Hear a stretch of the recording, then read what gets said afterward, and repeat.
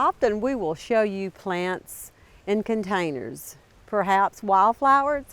It's late April, and we're going to have the opportunity to tour with Eunice and John Martin in a woodland area in Clarksville, Tennessee, where they have taken the woods, they've created paths, but yet they left it natural with peace and tranquility.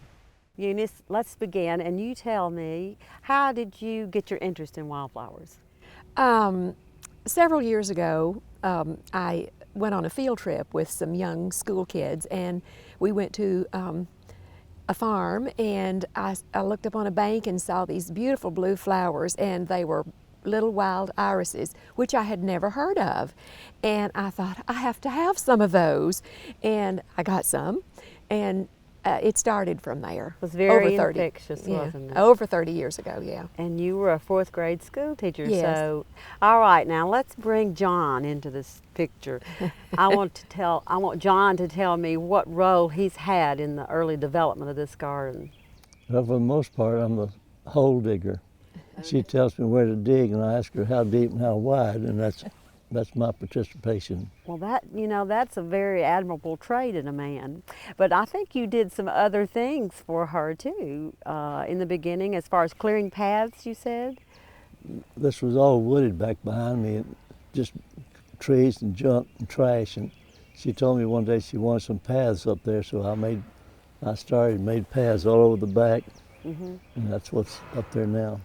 Well, I know that those paths are an integral part in a wildflower garden. They've got to remain natural. But let's start with when you bring in plants and you've started to clear away, are there special things you do to transplant a wildflower into a new setting? Do you amend, or how do you do that?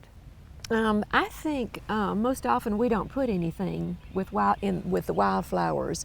We just put them in our soil because it's rich and black from all the leaves that have fallen during, over the years. And sometimes if it's hard or rocky or lumpy, we'll add something to soften it, like peat moss.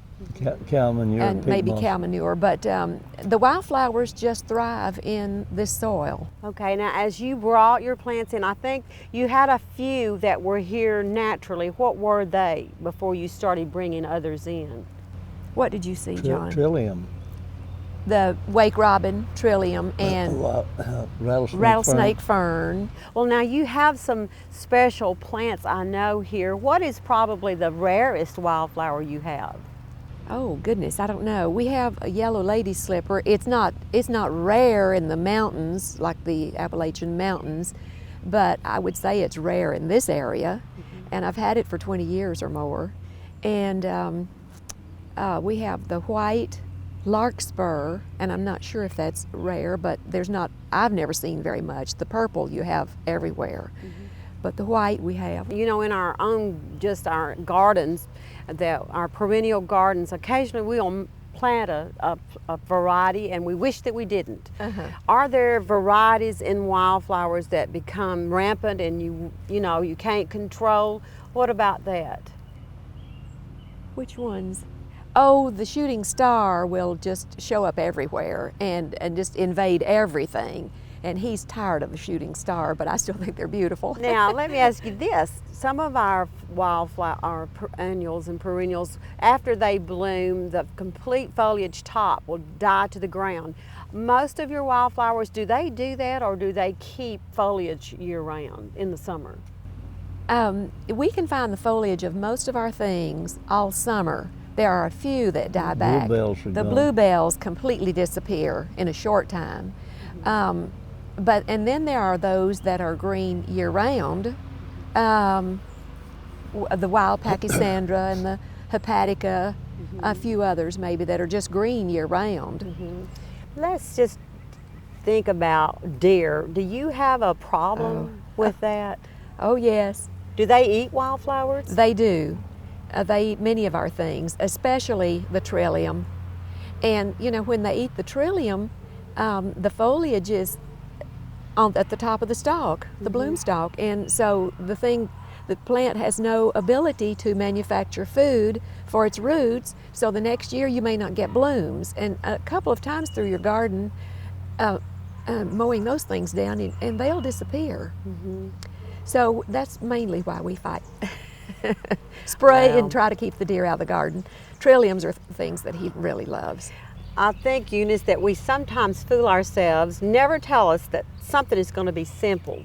I know, as relaxed and natural as this is, there must be some maintenance. So what is your guideline as to what you're going to remove and worry about? Or what are you going to allow to just stay? We like to get the poison ivy out and the Virginia creeper because it runs under everything if you don't watch it. And the little trees, little saplings, every year we just have hundreds and hundreds of them. And we try to get them up by the roots because if you cut them, they sprout up again. Yes. There's a lot of work to it. Well, I know that there are many examples here today that are flowering throughout your gardens, and I know that you have some special sticks that John has gathered from I call them stability and pointers. So I would like for us to get those pointers and let's see what we can find hiding underneath some of this lush foliage. All right.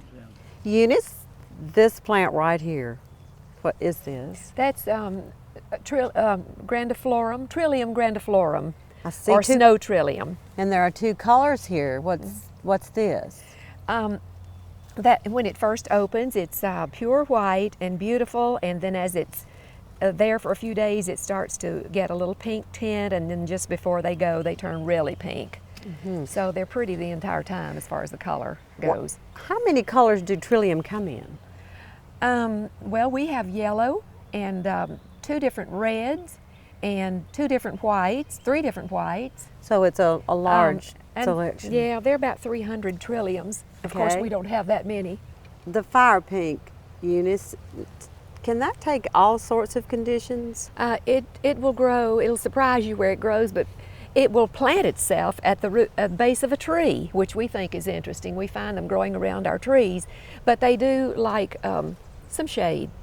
This is another white trillium, and this particular white trillium stays white.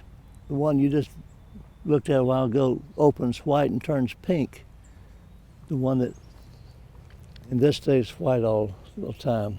Eunice, the sun is a spotlight on, what is this?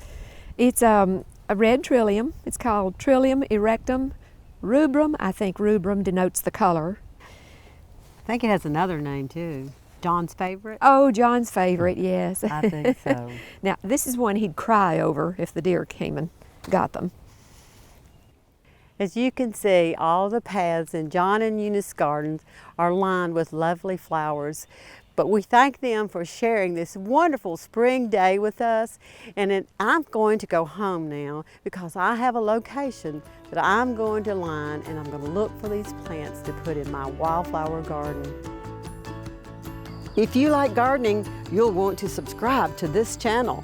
We showcase gardeners, plants, and the joy that growing can bring.